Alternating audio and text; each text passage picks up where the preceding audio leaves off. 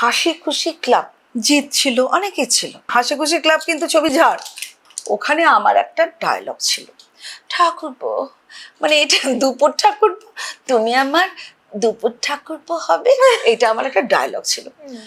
এইবার আমাকে ফাংশনে যখন যাচ্ছি, দিদি দুপুর ঠাকুরপো শুনবো, আমি বলছি, দুপুর ঠাকুরপো এত ছবি করি তো, দুপুর ঠাকুরপো কি বলছে নিখিল দাকে, মানে আমি আমার ম্যানেজারকে জিজ্ঞেস করছি কোনটা কি, ওই যে কি করেছেন হাসি খুশি ক্লাব।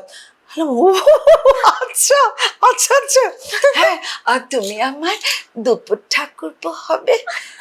তারপর দেখি দুপুর ঠাকুরপো নামে একটা গোটা সিরিজ শুরু হয়ে গেল আমাদের স্বস্তিকা হইচইতে।